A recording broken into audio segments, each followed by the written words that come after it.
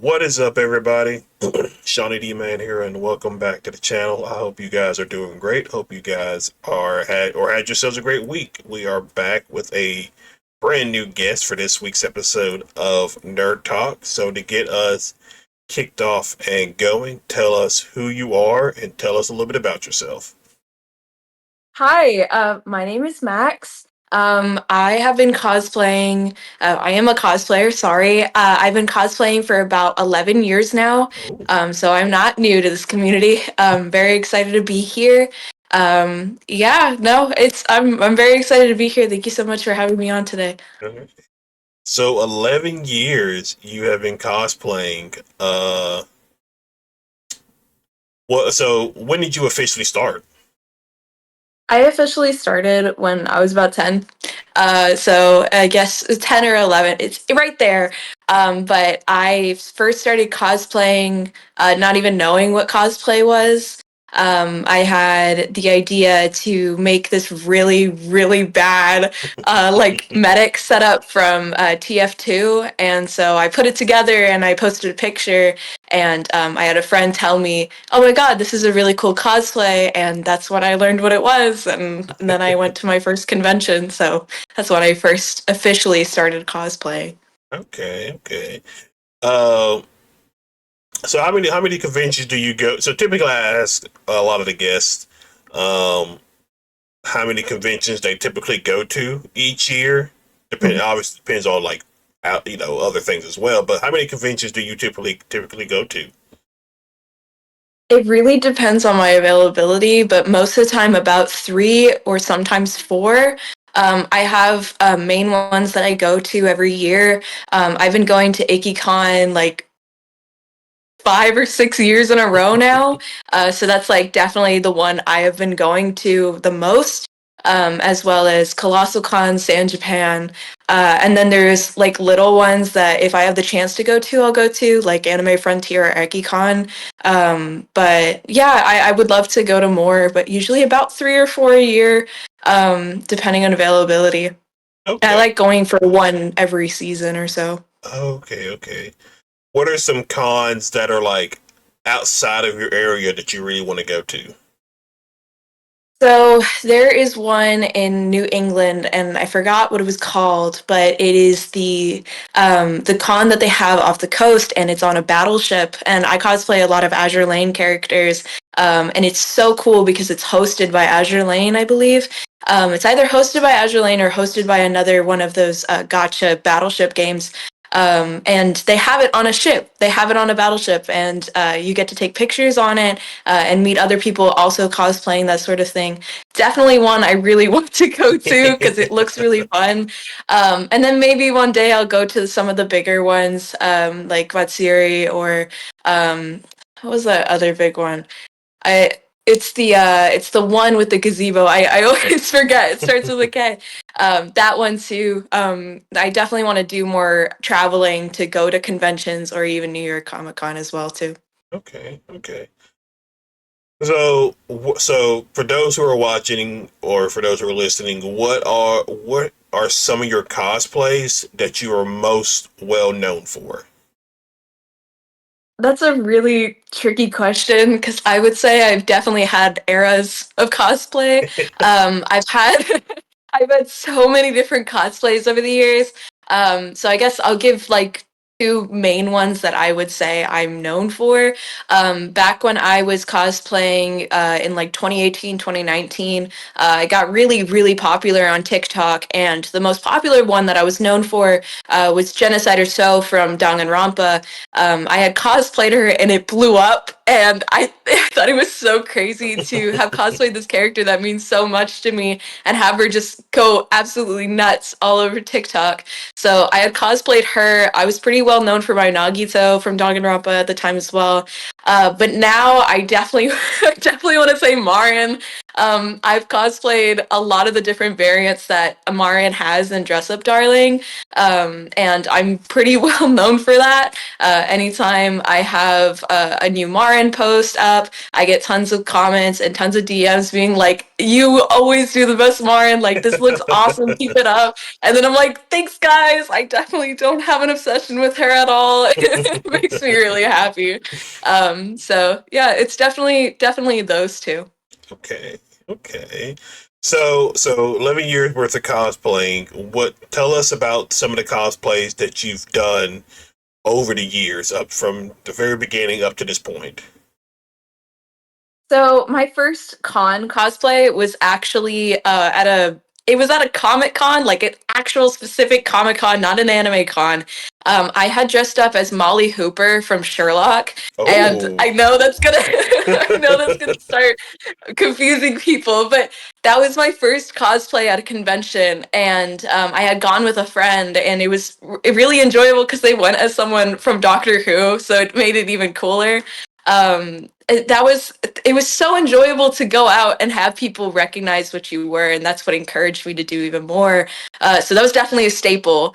The first time I had gotten cosplay gear, I had gotten the Attack on Titan straps, and cosplayed Sasha Browse for a Halloween when I was like 14. Oh my gosh. And that was intense because everyone was looking at me and being like, "This is a lot. This is a lot for a Halloween." And I'm like, "You just don't get it. Like, this is going to become popular and you guys aren't even going to realize." And obviously it did. Everyone wants to cosplay now. Um, that was pretty enjoyable. Um, I mean, I have a lot of care for the Danganronpa cosplays I did Mhm. because it introduced me to a different community of people. It was so interesting to just be cosplaying, but to be a part of a group of people is what mattered to me, and to find people that actually liked what I liked as well. So I met some of my best friends that way. So Genocide So, Mikan, Nagito, Main 3. The Junko cosplay I did was so much fun, and I did her multiple times. But as of recently, my Azure Lane cosplays I really treasure, as well as my Marin one, because I got introduced to Azure Lane by my partner, and seeing this game and being like, "I can't believe that this isn't talked about more," and realizing, "Oh, I know exactly why it's not talked about more. It's a very niche group of people." And kind of bringing it out and showing it to people on Instagram and showing them, "Hey, look how cool these designs are. Like, you gotta appreciate this," and introducing more people to it. So I love my Baltimore cosplay. That's my racing Baltimore. I think it is the most fun cosplay I've ever done, and also there's a lot happening, which makes it really enjoyable. It's a cosplay. Um, but yeah, I mean, it's really cool, and I have tons of more Azure Lane cosplays on the way that I'm collecting essentially. And of course my Marin cosplays, I love them so much, and I can't wait for season 2. So Okay. Okay. All right. So so you're big into anime. What mhm. are okay? Here's a fun question. Okay. Okay, so all right, two questions. Number one, what do you think is the best anime of all time? And then number two, what is the most overrated anime of all time? I'm about to get a bunch of haters. I'm about to get a bunch of haters for what I'm about to say. So the best anime, Dora Hedoro. The most underrated anime there has ever been. It is Dora Hedoro. I love it so much. That was one of the cosplays I forgot to mention too. I cosplayed Noi. Hmm. I think is one of the best animes I have ever watched, and the manga is just as good. I treasure it so much with my entire heart. I have the art book. I have posters of it. I have all sorts of things. I think it is the best anime, and I love it to death. Um, as for most overrated, I feel so bad like saying it out loud, but I gotta say it. I gotta let the people know. I hate Jujutsu Kaisen. I think it's extremely overrated. I think it's a good anime, but it is not all that. I don't think it is as crazy as people are making it. I have some respect for the show. I have tried to watch it. I have watched it, tried to watch it, because I went into the first season, Mhm. started watching it, realized it wasn't my show, and I stopped watching it. And the reason why I'm saying it's overrated is because there's no reason why I should be seeing this much stuff about this one anime that I feel is so similar to so many other animes. Because it's like, if you're gonna watch a show about demons, that's great. Like, I appreciate it. Like, it looks good, but it's not all that. It's not all that. I feel like it's on the same level as Chainsaw Man, if not a little lower. It's just, I think it's overrated. I don't really like it. What was the name of it? Jujutsu Kaisen. So it's the one with Gojo in it. The one with the very pretty eyes. Okay. I think I've seen. If I haven't seen it, then I've seen people talk about it, and so Mhm. it's not probably something that's not on my radar. But that's interesting. Interesting. Oh man. It's been I have not kept up with all of the newer anime. Uh, because I think I had somebody on a couple of weeks ago, and I was telling them how growing up I was kind of like I had old school anime, so it was like Gundam, Zoids, Cowboy Bebop at the early gears, Inuyasha, Sailor Moon, and so those were like kind of my animes growing up. And then Mhm. I have checked out a few of the like I haven't watched Chainsaw Man. I was like I don't know if I'll be interested in this show like that, but I'm very picky about some of the shows I watch. So because like sometimes I'll have guests and they'll mention certain characters, and I'm just like I don't know who that is. I've never seen that anime, so but but yeah, that's it. That's interesting, and we'll see how a lot of people respond to that for sure. Uh, Yeah. um, No, I'm pretty picky about my animes too. I actually don't watch anime as often as people think I do. I'm very choosy. Like I said, Dorohedoro is my favorite anime, and they just got confirmed for a second season. But my first anime was literally Squid Girl, so I have no room to talk. My first anime was Squid Girl, and it was Baka and Test, and then it was Chobits. And I want to say Chobits is my first like real anime with a real big fandom behind it. And those are older ones too, because Clamp was working on a lot of cool things at the time. So I don't know. My picks are very specific. I have to like a lot of different things to get into something. Because I really shouldn't be speaking. I think Mob Psycho 100 is peak. So so uh, so when you're not cosplaying, what does your free time look like? What do you do in your everyday life? So I work. Oh. I work full time. But besides that, I do game, I do draw. Okay. I like watching shows, and by watching shows, I don't mean just sit down and watch it. I mean like invest myself into a TV show for a while. So whenever someone asks me what anime I'm watching at the moment, I have to be like, I'm so sorry, I'm not watching an anime. I'm watching Suits. Like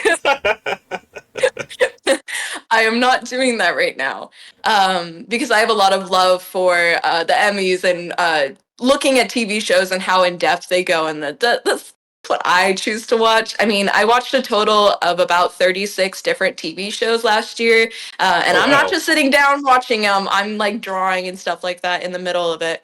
But I've invested myself into it, and I journal about it. It's pretty fun for me. Okay. What were some of your favorite shows that you watched last year? Succession is definitely the number one. I heard yeah. Succession is a show when you look at it and you go, "Wow, that is definitely for boring people." It it's not. It's a very cool show, and it's funny that I talk about Suits because it's this very similar, kind of different. But it's kind of I don't know. It's kind of fun to just watch rich people go through the lamest of problems and be like, "Yep, I definitely feel for you and your broken yacht." Like I understand. It's like I too have a yacht. Like it should be. So I love watching shows like that. Succession, it was my number one show from last year, but my number two was The Bear. I have never felt such emotion from a show before, and I could really like tie myself to it. So The Bear as well, and then that was pretty much it. I saw a bunch of different TV shows, but when it comes to favorites, like they have to be really good for me to talk about it or to get myself invested into it. But I saw a lot of pretty unique shows, I would say, that were kind of just out of nowhere that I had never seen before. But they're cool. I'm trying to think. Let me see. What shows came out last year? Uh, I'm pretty sure Wednesday came out last year. Mm-hmm. Did you ever That is did, true. did you catch that? I did. I watched Wednesday because I knew it was coming, and so I was like, I might as well just watch it so I can get ahead of myself. Um, it was interesting to say the least. Definitely not a show I liked.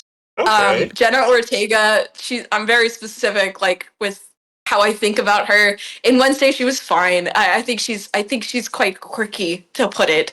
But I don't know. Wednesday it felt very much like they were trying to pander to like teenagers and young adults, Yeah. but it only made its way towards children. I think it's Really? very very strange how they put it. Yeah, because there was I feel like there were some things in it that they didn't really need. Like, I don't think they needed a whole romance arc for Wednesday at all. I don't think that was important. And Jenna Ortega, I believe, also said that herself, that she didn't believe that it was needed in the show.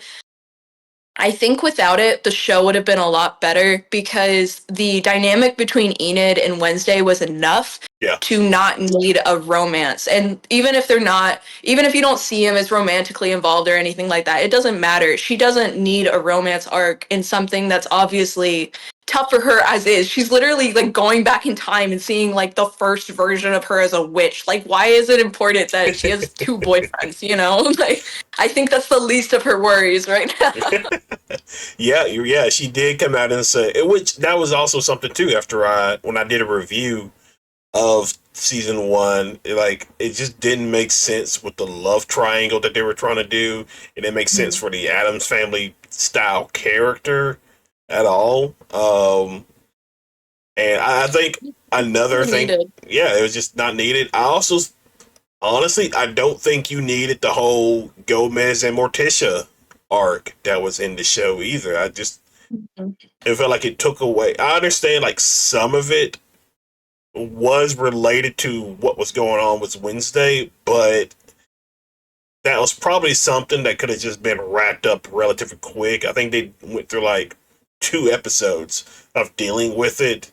Um, and I think Jenna Ortega has mentioned that, like, season two, which I'm actually excited for because it's not going to have any kind of like, love, whatever like that. It's going to be very much horror esque, which I am all for. And I'm completely fine with.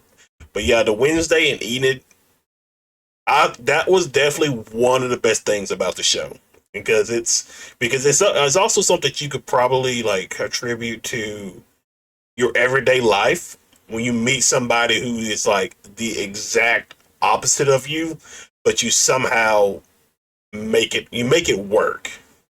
Mm-hmm. And so, I completely agree. Like I said, I really just don't think the romance was needed because that dynamic is enough. I've seen so many people talk about how they relate to having a best friend that's complete opposite. And, me and my best friend, we're not complete opposites, but like we could still see each other in that sort of dynamic. And I think that's what's important if they're going to showcase some sort of relationship in the show, have it be a friendship because it's extremely cool to have this really gothy person be friends with someone who's not as gothy. It's pretty interesting to put out there and I don't feel like is a dynamic that's shown a whole lot into mainstream audiences because that's what Wednesday was taking the Addams family, which is already really mainstream, and making a show out of it to put towards new audiences that are still mainstream. And I think it's important to have those sorts of dynamics so they can be more normalized within families and stuff viewing it. And I know that sounds a little silly, but when it comes to being a person who's more alternative or more gothic growing up, Mm. there's not a whole lot of Yep. shows that are like, oh my god, like this goth person is always with goth people, and that's just the main thing you see. But seeing like this goth person be with someone really fun and quirky and stuff, I think is something newer, and I think should be shown more because it's funny and it's cool and it's enjoyable to look at, and it's just it's so it's not needed, but at the same time, there's so many parents and children and teens and everything who Mm. have this idea and perspective of quite literally being scared, which I think is so dumb because we're just people. Um, Looking at dynamics like that and then being more normalized about it, because then maybe they'll be like, oh, I want a cool goth friend, and it's like, okay, well, whatever, you're getting close to the idea.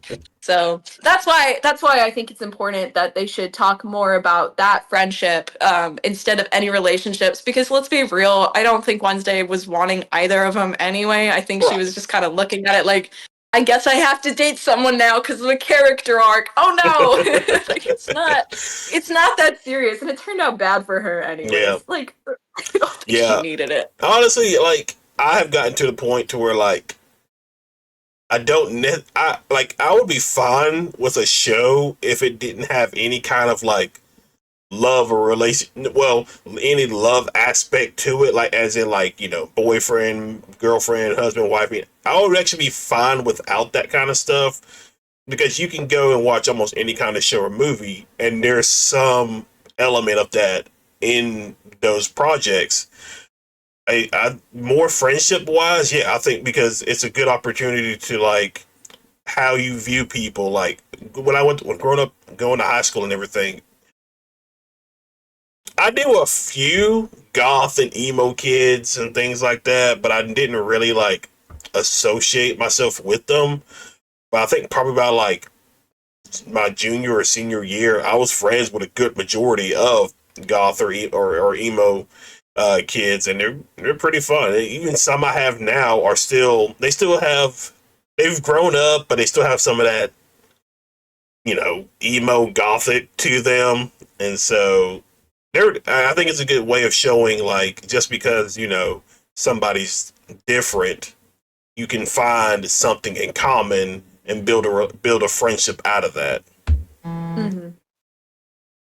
I absolutely agree. I mean, growing up, I definitely was not the average kid, so making friends was really hard. And or keeping friends, I would say, because people would make friends with me because they thought I was interesting, but keeping that friendship was really hard because they'd be like, "What are you doing?" I'd be like, "What you mean? Like, I'm just drawing." They're like, "You're drawing like crazy gore." I'm like, it's not gore, it's anime. Like, it's not that crazy. Like, you've just never seen anything interesting at Right. all.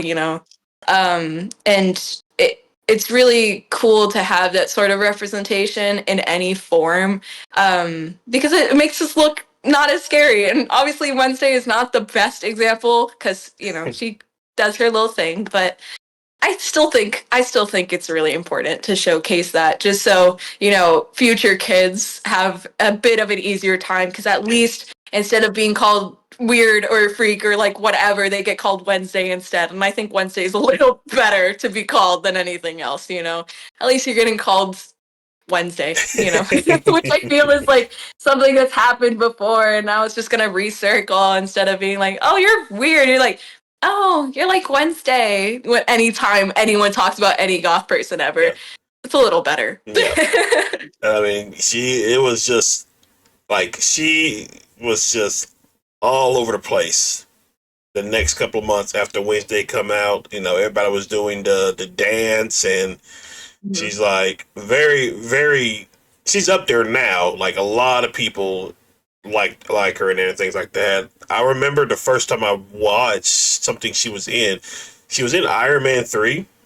Mhm. But the first time I actually like watched something that um she was in was this movie called X. I don't know if you've ever Mhm. seen it. If you I haven't, have. yes. And I so even then, I kind of like hated her in that movie just because of the BS stuff she pulled. But even then, I was like, oh, this is an interesting movie. But other than that, she, Wednesday, she's just in a movie with Martin Freeman. Oh, Miller's Girl. That's the name of the movie. Um, that's gotten a lot of people's attention. But yeah, she's definitely. Oh, and Beetlejuice too. That's coming out this. That's coming out this year, actually.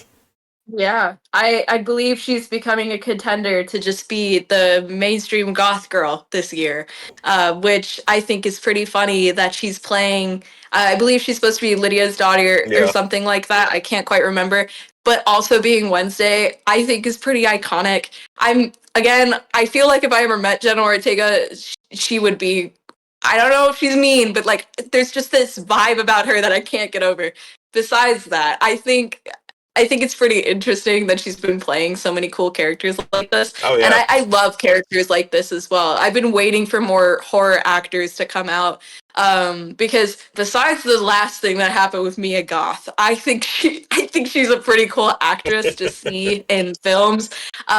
I have nothing to say about what just happened with her. But besides that, I think she's a pretty cool actress.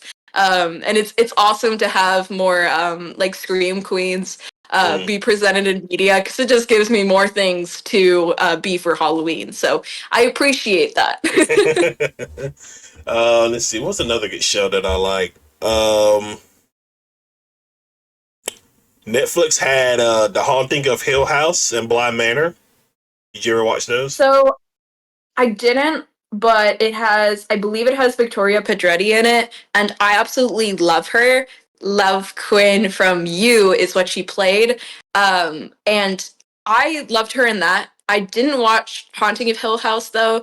I don't know. It's harder for me to get into shows that are supposed to be like horror shows. Because it's just I don't know if it's my thing. I'm more into shows with a main storyline and constant problems, whereas a horror show, is there's a main storyline, but it's just all problems. It's not like I don't know if they can get a break or not, and that stresses me out. I think The Haunting of Hill House was really a fun show, especially at the end where the plot twist happens and it's just and it just catches you off guard. The Haunting of Bly Manor was actually probably a step down for me because it felt like when watching it, it felt like they were more focused on the relationship aspect than the horror aspect, and it kind of like, I mean, there was like creepy stuff in it, but they were definitely overworking the love aspect of the series, and it's kind of like, I'm looking to be more like when I watch a horror movie or a horror show, I'm looking to be like scared, and I just didn't really get that compared to Hill House. There were actually some really creepy moments, and it didn't really it relied less. Well, I would say it was probably a perfect balance of horror and love aspect into it, but I think Bly Manor kind of like overdid it a little bit. Mm-hmm.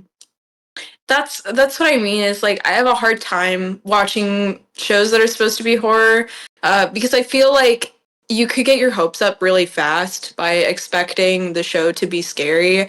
Because the second you see something not scary, you're not going to be scared for the Right. rest of it because you remember this is a TV show. I am not immersed. I'm not interested, in having these sorts of fake scares and stuff like in it. I can't really speak much to those shows. I have noticed a significant downgrade in the production of shows Oh at yeah. Netflix because I feel like they have some really good shows, but when they cancel those shows, they come out with more shows, and then those shows turn out to be really bad. And then another problem is they'll have a really good show, they'll make another season, and that next season is just not what it was supposed to be, which I feel is what gets our hopes up most of the time. Because I had that problem with the show You. I love that show a lot. I love the intricacies in it, and it makes me very happy. I think Joe Goldberg is a crazy character, and I think it's awesome. However, with the newest season of the show that had just come out last year, I was pretty let down. I It was funny because, like you just said, it focused a lot more on romance than scary stuff. And I know that sounds silly because this show is all supposed to be about that, but it was really trying to pander to an audience that I don't think exists. Because if Mm, you got into the show, you're very into like that is crazy, show me more. Like, I need to see yeah, more of this yeah, craziness. And not necessarily like, oh, he really cares about her. Anyway, yeah. I feel like I was kind of let down by this last season because of choices that were made that I don't feel like was very characteristic. Like, I don't think Joe would have actually done that based on the other seasons that we had just seen. And I know that the final season's supposed to come out this year, and it's supposed to finish off that last season that we had just saw. And I'm trying not to think about it because I don't want to be disappointed by the Mm. end results. But I really feel like that is just a problem that Netflix has, of either canceling really good shows, or when they continue really good shows, the next season's just not as good as the predecessor. Yeah, and Netflix also has an issue of when they keep crappy shows and then Hmm. cancel really good shows. And it's Hmm. just kind of like, why? Why would you? What's the purpose? Like, we get 7 seasons of like a terrible show, but only one You can say season Big of, Mouth, it's okay. yeah. It's just it's just terrible. I think this came out last year. I might be wrong, but it was Fear Street. That was Netflix, and it was last year, I believe. Because there was two parts to it. I didn't watch it. It's actually been on my list though. It's a show that I feel like I could watch. And I've been seeing like lots of edits and stuff for it, which makes me more interested in it, honestly. But I believe the plot is supposed to be she goes back in time or something, to the 80s. I may be totally wrong. I might be thinking of a totally different show, but So it's based off R.L. Stein books, and there's Mhm. 3 parts. And the way they do it, you start in like the 90s, and then so part one is like in the 90s, and then part two Mhm. is like I think the 70s or 80s, and then part three is uh like the 1600s. So basically, the Mhm. way they're telling the story is they got like these events keep happening, and each part you're going backwards in time to the third part that tells and show you why these events are happening. Got But it. my favorite is the one. It's like 1970 or 1980 because it's kind of like that traditional 870s and 80s camp. Slasher. Yeah, Hmm. yeah, like Friday the 13th. Yeah, Friday the 13th camp slasher thing. So I really like that one. It's a relatively good show. I was really enjoying it. I have a lot of love for 80s slashers and really any movies Mhm. that came out or was based in those times, because they have such an energy about them that I can't I don't think I'll ever dislike. Seeing old movies and the way that they portray getting killed or something is Yeah, so funny. It's so funny because it feels like there should be glitter thrown in here somewhere.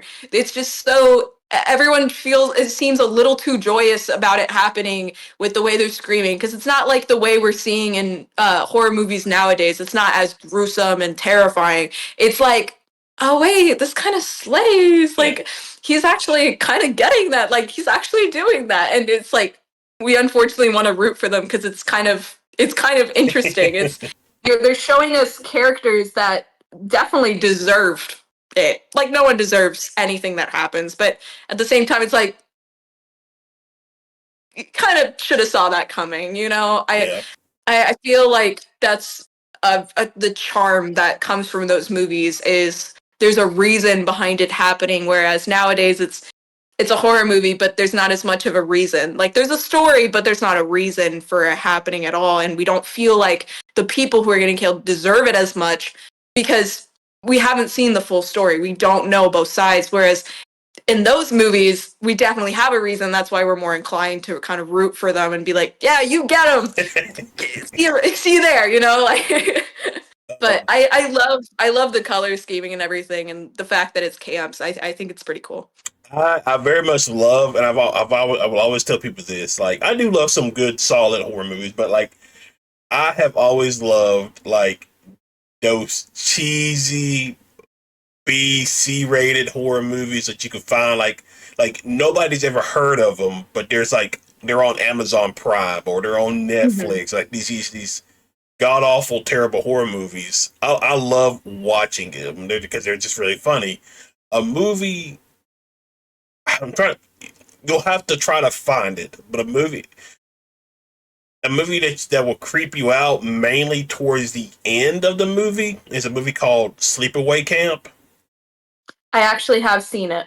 Yes. So growing up, the first time I watched this movie, I think I was maybe 7 or 8, and I just woke up in the middle of the night, and I'm just, one of those things you can't sleep, so you're just flipping through TV, and I came across it, and I was like, "Oh, this is interesting. Is this like Friday the 13th?" And so I'm watching it, and then it gets to the end of the movie, and I was traumatized for a while because of that ending, and I was just like, I don't want to watch this again. And then I ultimately Mm-hmm. watched it years later. So I love that movie. I think it's yeah. so cool. And it feels like anytime you try talking with someone about it who's never seen it, they're just like, "What? Like, are you kidding me?" And it's like, "No, no, no, that's real. That's real. Like that happens." And it was great. And it was great. It was so cool. I think it's so fun to watch those types of movies. And it's definitely creepy. Yeah. It definitely creeps me out for a while. But I mean, growing up, like with horror, I can't say anything that creeped me out the most, except for like the Goosebumps TV show Oh, intro. You yes. know, like Yeah. I things like that are they shouldn't really be creepy, but at the same time they make you like nervous, and it's like, oh wow, that freaks me out. You know, um, I think horror movies are really fun, and I really want them to just keep living because it feels like people are trying to produce as many horror movies as possible, not thinking about how the movie should go, and instead be like, this should happen, and that's it. That's the entire movie. There was a movie I saw last year that I didn't love, but I also didn't hate, and I feel like more movies should be like it. I watched Smile, which Oh I God. was not expecting Yes. to be any good. Except it creeped me out. It made me feel unnerved, and I Yeah. feel like that's something that I was missing from horror movies was feeling creeped out because it definitely wasn't scary, No. No. but I also couldn't really not like think about it before bed. You know, like that would just creep me out. Um, I think a good example of a movie that brings back the 80s feeling of a horror movie is Bodies, Bodies, Bodies. That came out about, I believe, 2 years ago. That movie was one of the best movies I have ever seen. It was produced by A24. It had so many good actresses in it. Um, I also had Pete Davidson for whatever reason, but I think I want more movies like that. And the same actresses who are in it also helped produce a movie that came out last year called Bottoms, and that movie was also excellent. And both of them have the same aura of 80s movies and campiness and fun and enjoyability and feeling like everyone got what they deserved, you know? I want more movies like that. Right. I need more movies that are more fun, and I want movies that feel like, for horror movies, like Until Dawn is a great example. That's a video game, Oh, it's a good game. but I feel like, what was that? It's a good game. Very good game. It is a good game, very good game. I want more. I want more movies kind of like that, where it explains everyone's story and it's more involved, and it's again not just this happens to them, whatever. Like I'll never see them again. Everyone gets what they deserve, and maybe sometimes even the person who didn't deserve it still has something happen to them for whatever reason, because then it feels more like a loss. It feels like oh, that's terrible. Like I can't believe that happens to them. This is so bad. Like that could happen to me because horror movies should really be about thinking, oh my gosh, what would happen if this happened to me? Like what would I do? Like what would I Yeah, prepare?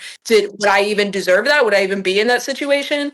But that's how I feel about them. yeah. And I've seen a lot of different types of them. So Yeah, well, Until Dawn, they're now, a couple of weeks ago they put out that they were making a live action movie, mhm. which I don't necessarily, I don't need it, but I don't.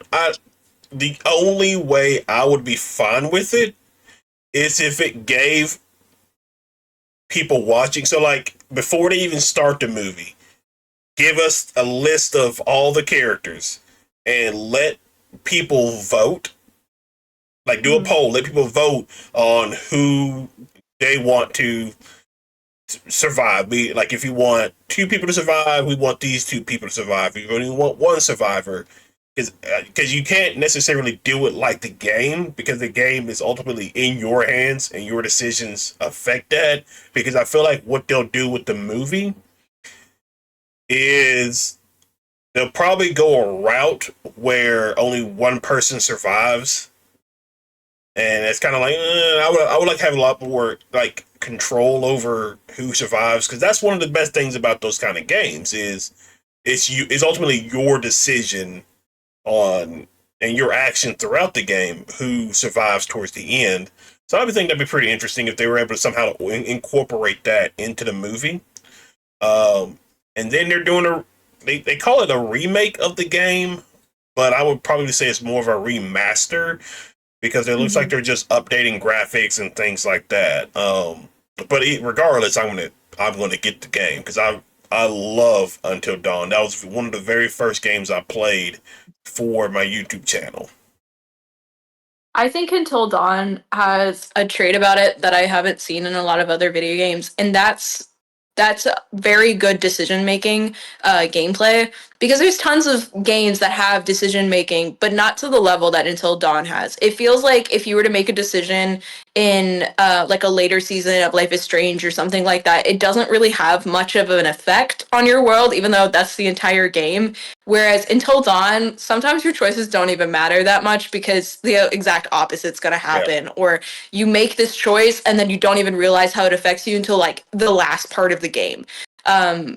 That's what I really appreciate about Until Dawn and the fact that it introduced everybody to the gaming scene at the time about what like choice games should look like. It's really just the blueprint in my opinion. yeah, I think it's great because there was The Walking Dead, which I thought was awesome, as well as Life is Strange, and both of those were really big choice games, but I don't feel like they were on the scale that Until Dawn was, right. and it's because Until Dawn had more weight behind those choices. It's based on whether someone lives or dies. And Walking Dead and Life is Strange, there's still danger present, but I don't feel like it's on the scale that Until Dawn is because you have so many different people that you've learned about and that you should care about or you should not care about.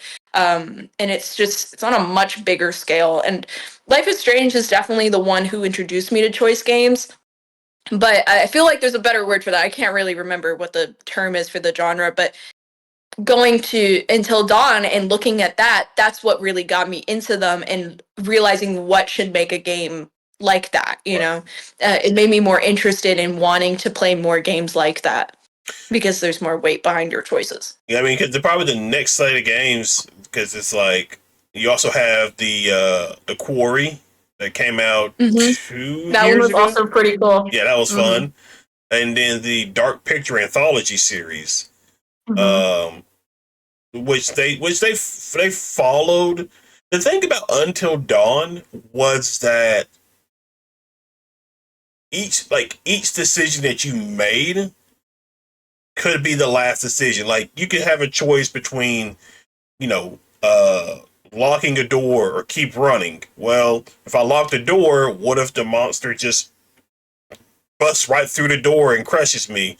But if I keep, Hmm. but if I keep going, it chases me. Like it gave you like it kind of like gave you the impression that, like you said, your choice it matters, but it doesn't because you can make Yep. the right choice, but still like mistime something and still get killed. So the quarry was fun. I enjoyed the quarry. I don't think the characters were all that great in that game. They Like weren't on the level that Until Dawns were. no, I no. realistically say. Uh, like one of the characters I really didn't like him the most is the Emma character in the quarry, Hmm. because it was just like, because the whole Jacob and Emma thing was really annoying, because she came off not caring about how he feels, because there was a part in the game where they just got done playing Truth or Dare at the camp scene and all that stuff, and Jacob's crying because he really cares about Emma, and Emma doesn't really like validate that whatsoever. And like you see Jacob kind of like, what, I'm done with you, that kind of stuff. And then she's kind of like, here, let's go skinny dipping. And I'm like, what? You're just what is this? And it's just like Yeah. I just didn't care for that kind of relationship, and or at least that kind of character. I feel like what makes horror movies and games more realistic is when you have more realistic characters. When there's a character that you can invest your time into or relate to, it makes the experience more enjoyable and more relatable.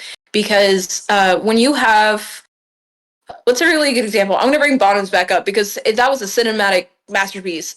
I feel like that movie is a great way of portraying like high schoolers in a realistic sense, not just being like, oh my god, high school is so fun, like actually portraying like the losers Mm, and portraying how they actually are and the fact that they're just normal people too. It makes you more invested and more wanting to see them succeed, and I feel like that also ties into any of these types of games.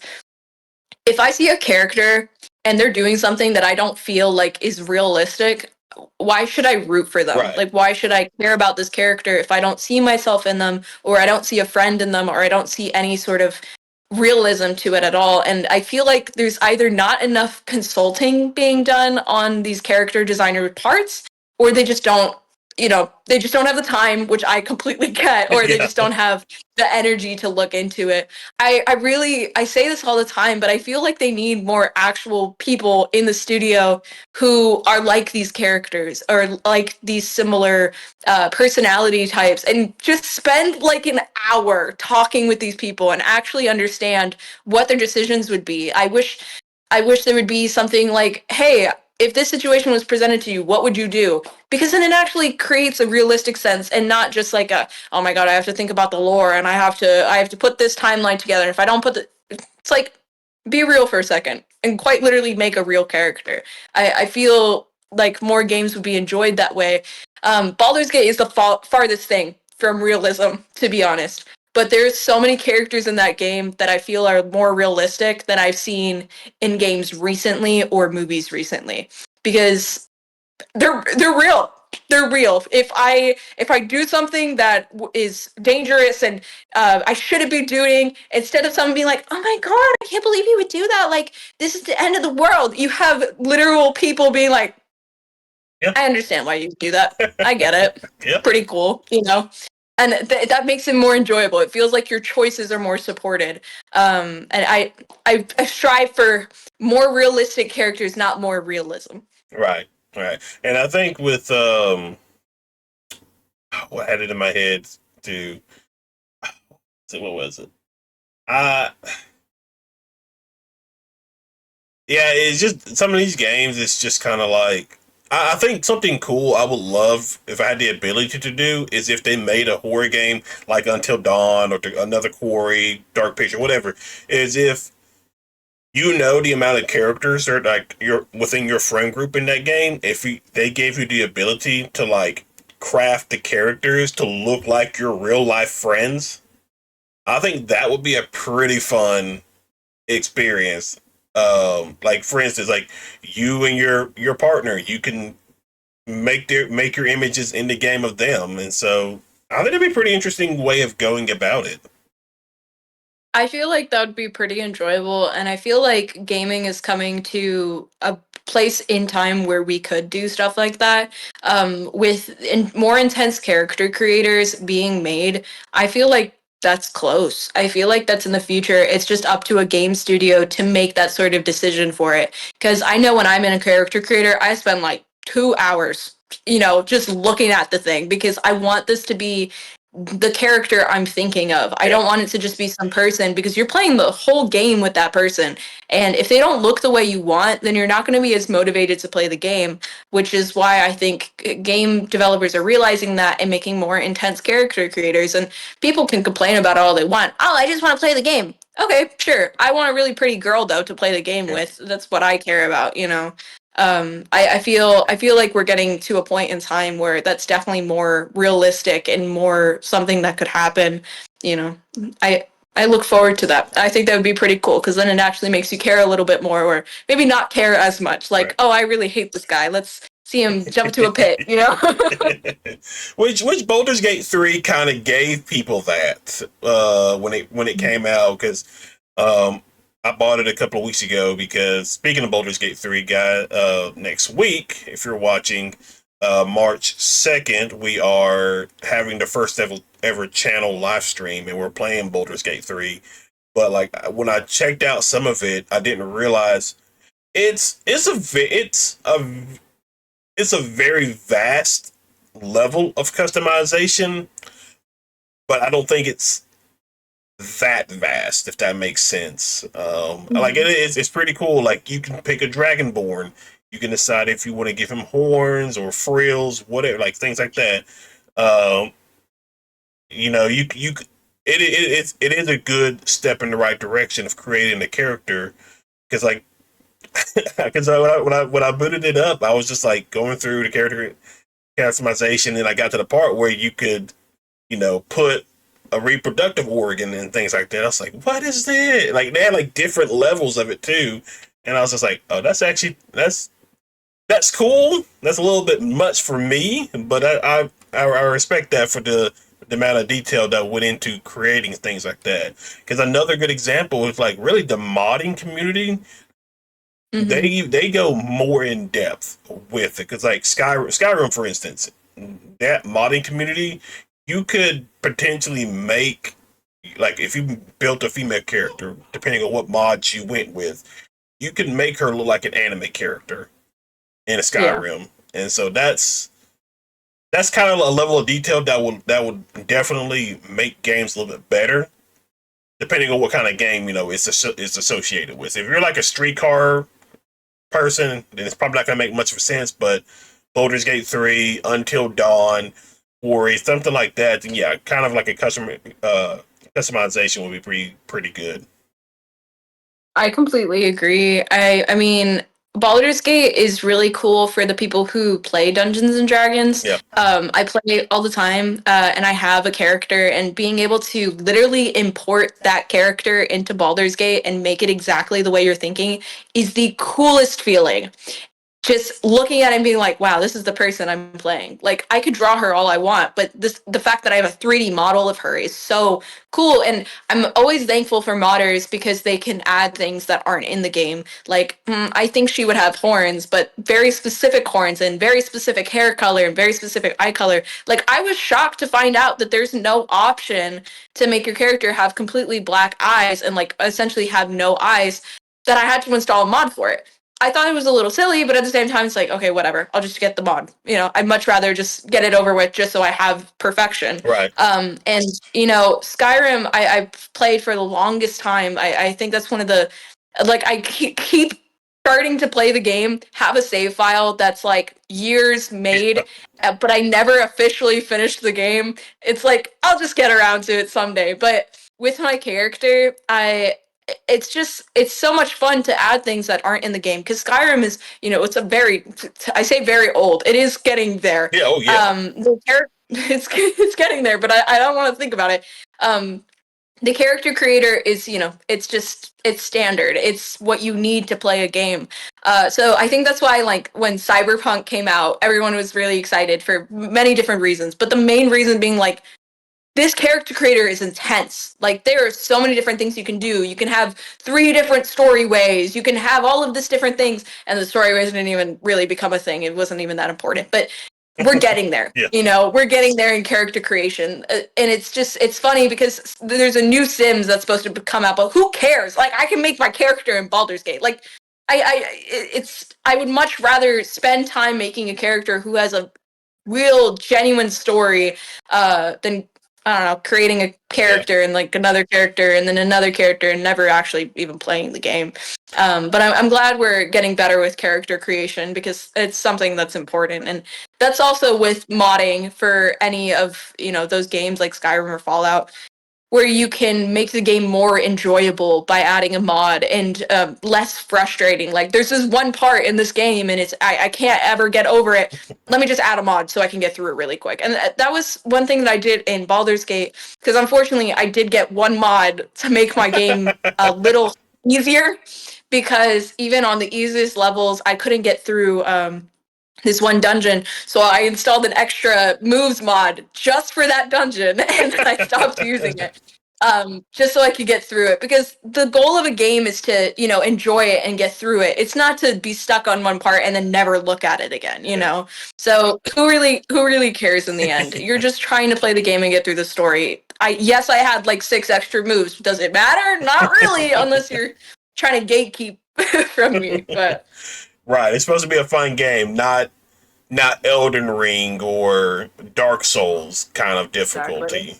Exactly. Because if you try to install any type of mod, it's kind of like, what's the point? Like, the game is supposed to be hard, but with other games where it is just story based, there's no point.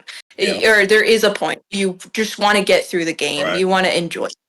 Which I think Baldur's Gate 3, they just recently released a new patch, and it's really impressive. Like how like this is what set Baldur's Gate 3 apart, and this was like one of the things too that people. I mean, when it won Game of the Year, like just playing like a couple of hours of it, it makes sense. Because people want to play a complete game. They don't want to buy a half-baked game and then have to buy microtransactions to do all that kind of to play the game. And you don't necessarily you really don't have to do that with Baldur's Gate. And they came out with a patch where they added extra dialogue. They made kissing scenes more realistic, and so it's just kind of like that's the kind of content of games people want, where like the game's complete and you're just releasing patches to fix minor things here or there. We need to stop normalizing releasing a half game and then saying, "Oh, these are just add-ons," when it's like actual parts of the story that you need to progress through. I don't like the idea of releasing a game not finished, because there's so many people who finish games very, very fast. Obviously those people aren't going to like it because they just want to finish the game. But I hate the idea of needing microtransactions to get the full story. There is such a difference between, here's just a common example, having Skyrim and then having the additional add-ons. There was a word for it, I can't remember it now. The DLCs? Yes, thank you. The DLCs, where you can explore more of it. Yeah. But you don't need them to get the full story. Right. You can still play the main game and get everything in one place. But if you get the additional one, you get even more story. And that's how DLC should be worked at. They shouldn't be things that you're missing out on key components of, or you're missing out really good parts of. And like you just said, like Baldur's Gate does that great. They released a full game, and that's why they got Game of the Year. People can be mad all they want. They've just never played a real game. Sorry. I don't know what to tell you. Yeah. Like, I don't think people are getting the true experience of gaming if they're trying to say that Baldur's Gate isn't a game, a good game. They're just afraid to look like nerds. I mean, another good game, and to be honest, you could make an argument that it should have won Game of the Year, but Hogwarts Legacy is basically the same thing, where there is levels of customization. You get the complete game. You don't need any microtransactions, anything like that to progress through the story. And I mean, that game just sold well, I think the other week they said it sold over 10 million copies. So I mean, Baldur's Gate, Hogwarts Legacy, Spider-Man 2 is pretty much the same way. I don't think it has microtransaction. I know it has like in-game stuff that you Yeah. like customization, like costumes and stuff like that. But being able to play a game from start to finish, you don't need a microtransaction. So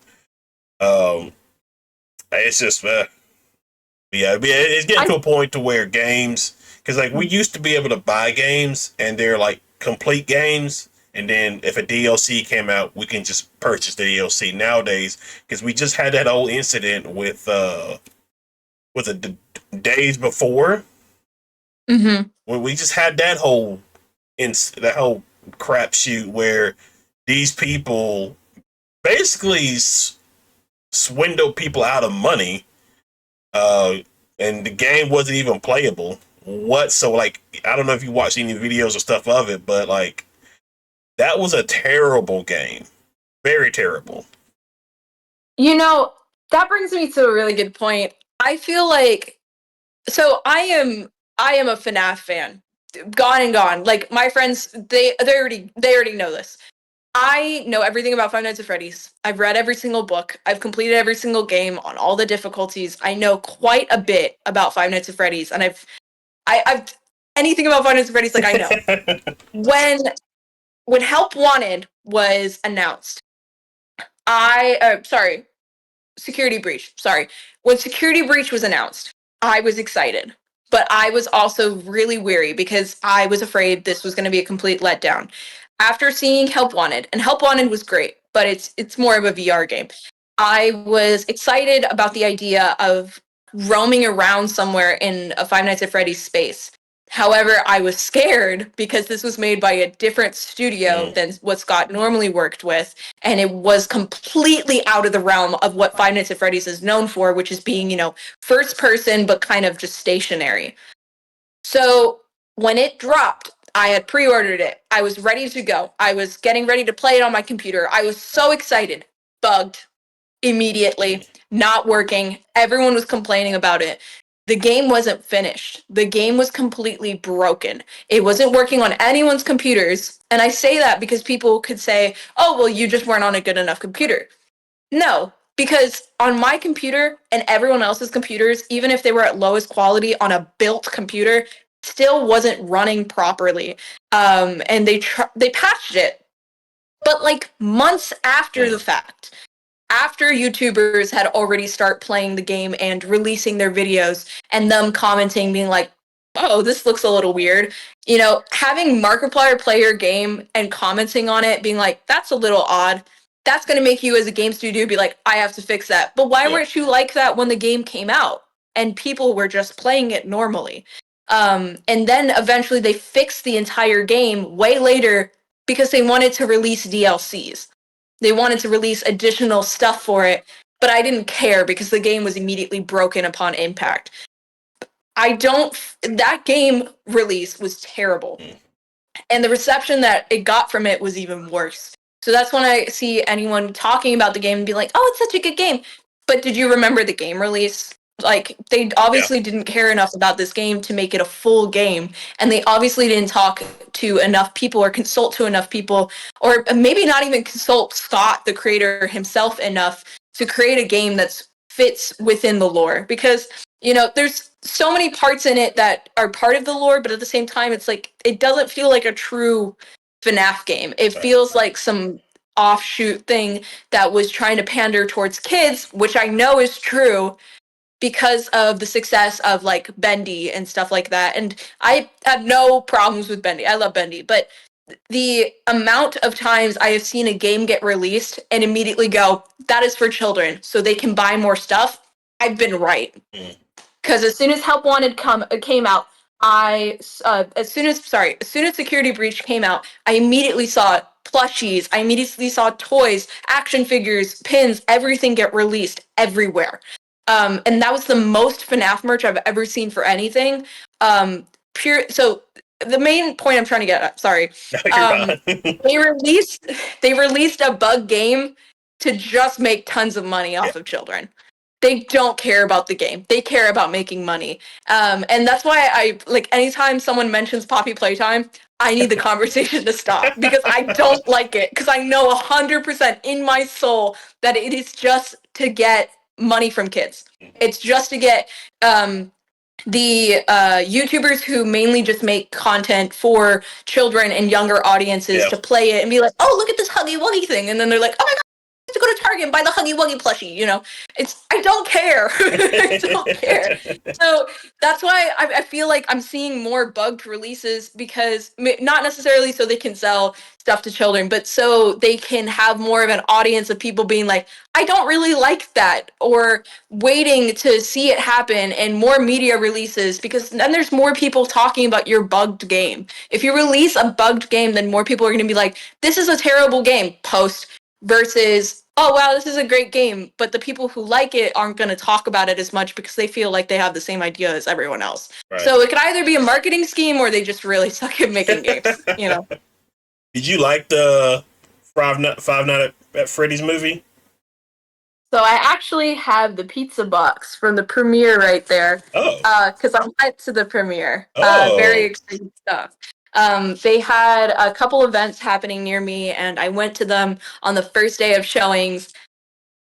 I have a lot of conflicts of interest, and I feel like I'm a very biased person because it means so much to me. But the Five Nights at Freddy's movie was essentially, this is my tagline. The Five Nights at Freddy's movie was a marketing ploy. It was not a real movie.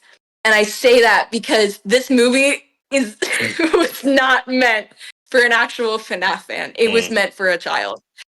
When I went into the theater with my partner, we looked around and it was like 90% kids. And I felt so weird because I was just like, did I walk into the wrong theater? Is this the Paw Patrol theater? Like, am I in the wrong?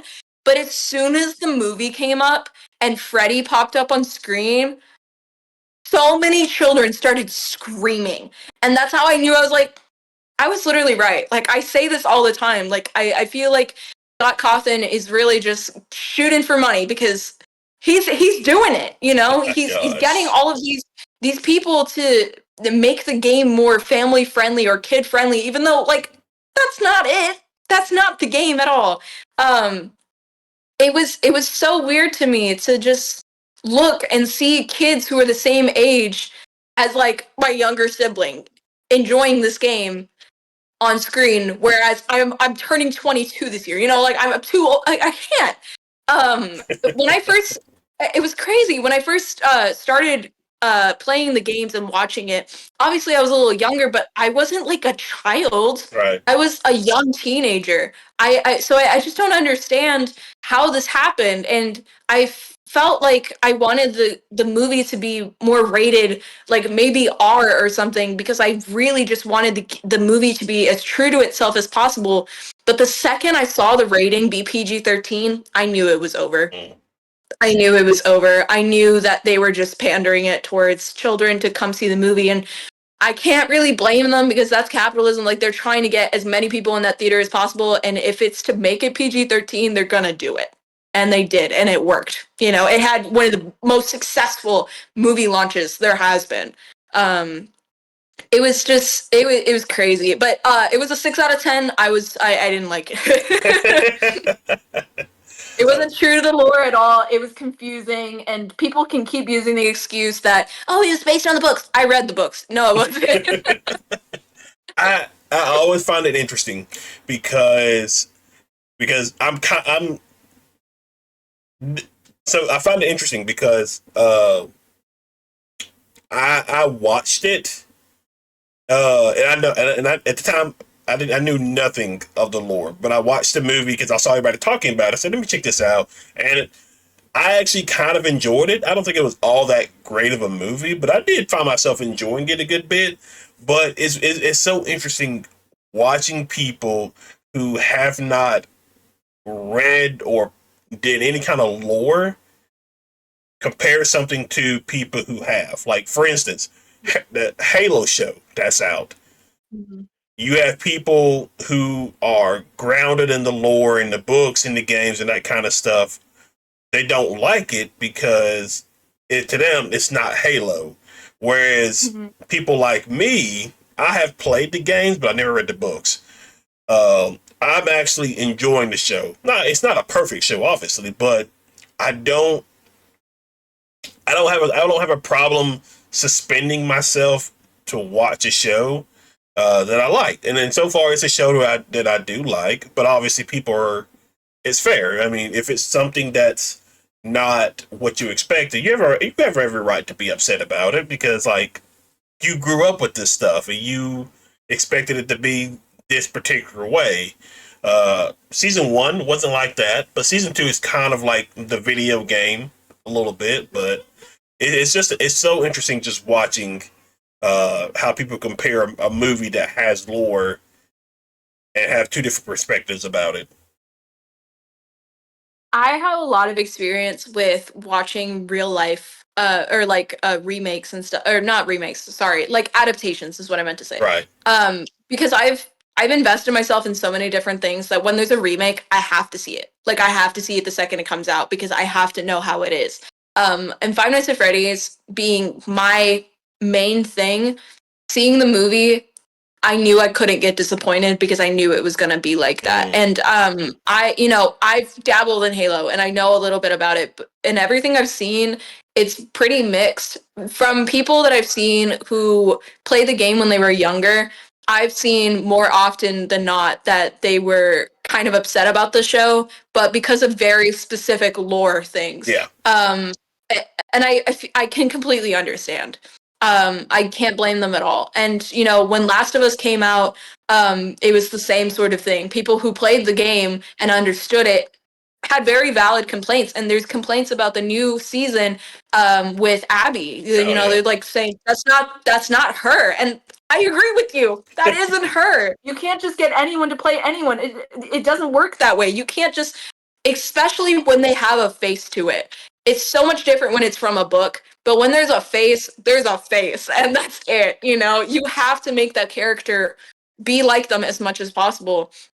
And especially when you take representation like that, like just a more muscular woman, and you take that away from people, obviously they're going to be upset because they're going to be like, man, we could have had something really cool. Yep. So when it came to Five Nights at Freddy's, the main thing I was upset about was I don't feel like they were trying to connect to their audience at all, except for maybe the ending outro, which was Living Tombstone. And obviously, I'm gonna be like freaking out. But when the scene with the fort happened, that's my main upset. And people can say this all they want. I don't care. When people say, "Oh, it was just them trying to show that there's children inside," you're already supposed to know that. You're already supposed to know that. You're already supposed to know that. So why do we need a scene showing it for newer audiences and children? Yeah, and that's the thing Just too. a Like, reminder. yeah, that's the thing that you mentioned too. From like, obviously, from like a capitalist standpoint, which is more beneficial for the bottom dollar? Making a movie that caters to say 10% of the population, or Mhm. making a movie that That everyone can can be understand. seen by 60% of the population. You're going to go with that 60% because that's going to be more revenue for you. I mean, Mhm. obviously, you're going to want to cater, you have stuff in there to cater to that 10%, but your main goal is going to like definitely get that 60% of new viewers. And like, obviously, that's also part of it too. As you grow, they gotta try different ways of bringing in a much younger audience, which is what they're doing. There's something that's coming out, or they're doing something that's kind of like that. Uh, I can't think of what it is though, but I've seen that kind of stuff happen a good bit where they're trying to cater to a much younger audience because that younger audience is going to stick with this project as they grow up, just we did with Okay. Pokemon. I watched it when I was a little kid, grew up all the way up with it, and now it sucks, yeah.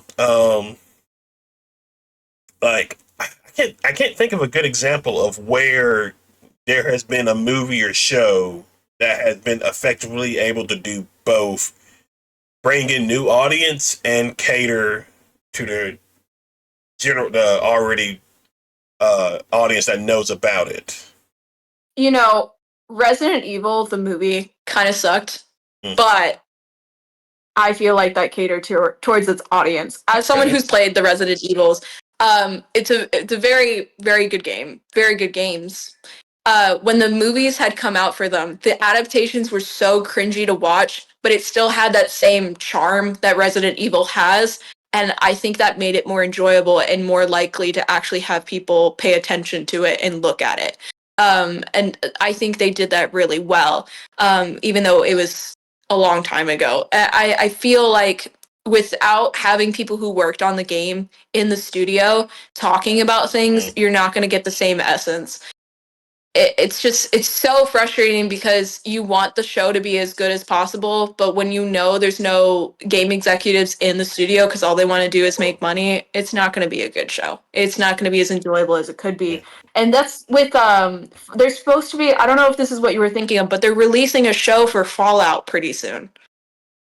No, what I was actually thinking of was because this week Avatar: The Last Airbender comes out on Netflix, That's correct. and Hmm. what I was thinking was at the beginning everybody was excited for it, but now that it's gotten closer and a lot more information has come out, the people who were with the original who did the original show and was with the Netflix, that team they kind of backed out of it.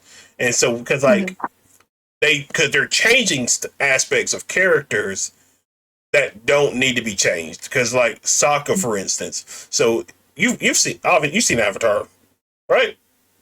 I have. Okay, so like early in the series, in season one, Sokka is he's very sexist, but Hmm. there's a reason behind him being sexist. He's the only adultish male in the Water Tribe village. Well, Netflix took that out. They took out that aspect of his character, and it's just kind of like, why would you do that? That's an important character arc, because what is he supposed to learn when he meets the Kyoshi warriors later on in the series and learns that women are just as brave as men, and that completely changes his outlook. The same thing with Katara. Katara, they in the show, she's basically the mother of the group. Well, they took that aspect out of her, and it's just kind of like, why? That's an important part of her character, and that's like a little bit of the issue with these adaptations is that they'll take out core things about characters that are very important to their character development. Hmm. Like Aang's a 12-year-old boy, but in the Netflix adaptation, he's not gonna be so playfully looking for adventure. He's like down to business, and that's not who his character was in the animated series. He was still a 12-year-old kid at heart, looking for adventure. He didn't want the responsibility of being the Avatar, but the Netflix series is gonna go ahead and have him accept that responsibility. That's just missing the whole point of the characters. I have a couple different thoughts. Fairy tale. I don't participate in fairy tale, or not fairy. Oh my god, I just said fairy tale. I meant to say One Piece. That's my bad. I Oh my This is gosh. not gonna look good, guys. I meant to say One Piece. When the adaptation came out for it, I'm not. I don't look at One Piece, but when I saw the adaptation come out, I was like, that's cool. That's really cool because I feel like, and again, I don't know much about it, so I can't say how true to lore it is. But seeing how they did the show and or the movie and seeing the detail that they went for these characters is really cool. And it's the same thing with Percy Jackson. I watched the movies when I was younger and read the books, and seeing how they have like behind the scenes and stuff, and it's just kids being kids. It makes it more enjoyable, and that's what you need more of. Yeah.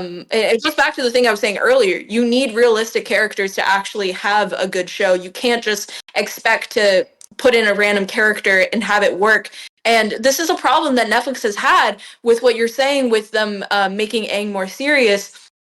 They do that. They make shows seem more brutal and more dark than they actually are, for whatever reason. And it's really weird that they do that. And I'm trying to think of another example, but it's odd. I don't like when they do that. I don't like when they make shows seem more brutal than they are. And when it comes to video game adaptations for TV shows, I feel like a really good example, and it's not live action, but Arcane is one of the best Oh yeah, examples I've seen of a video game getting adapted into a TV show.